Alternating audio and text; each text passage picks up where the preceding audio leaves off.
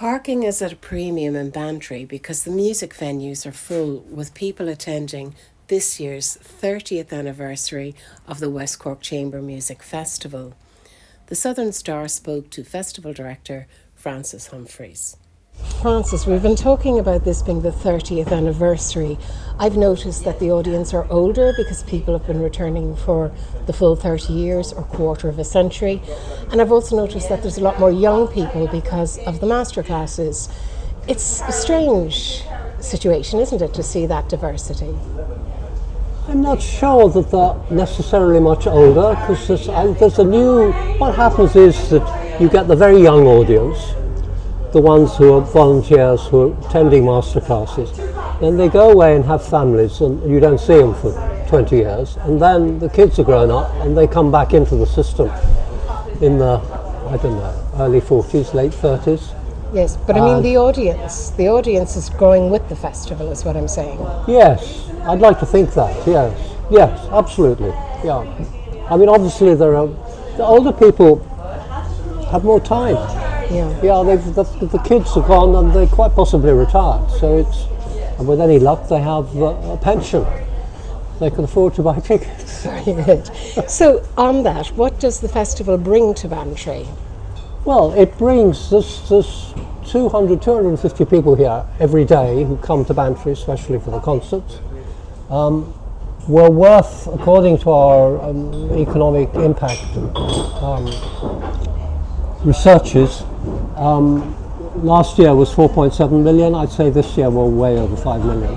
Wow. Actually worth to Bantry, so that's people buying, buying meals, drinks, etc., and staying in hotels and B&Bs all around. Very good. And so just the volunteers, you have a lot of volunteers, don't you?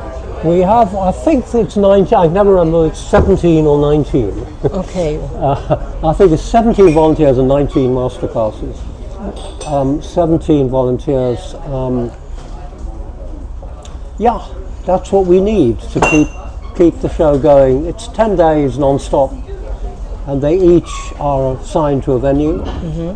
And they're all, there's a couple of older ones, but they're mostly young musicians who haven't made it into the masterclass quartets, and some who are actually interested in people who studied music and actually want to go into kind of music promotion. Very good. And there's also a search for a permanent venue. Can you tell me about that? Yes. Well, we have a site up by the libraries, I'm sure you know, and we have a design team, and we have to follow something called the public. Oh God, what's it called? Anyhow, there's any capital work that has to that will call upon government funding has to follow a set series of stages. Mm-hmm. And we're currently trying to put together the last of the money so we can move to stage 2, which brings us to planning. Very good. And Francis, this is the 30th anniversary of the festival. I'm not going to guess how old you are, but you've been in it for the long haul. Are you going to stay with it? As long as they'll hang on to me. Now, years ago we had a board meeting and a resolution was passed, NEMCON, that I should stay until I'm 100. Very good.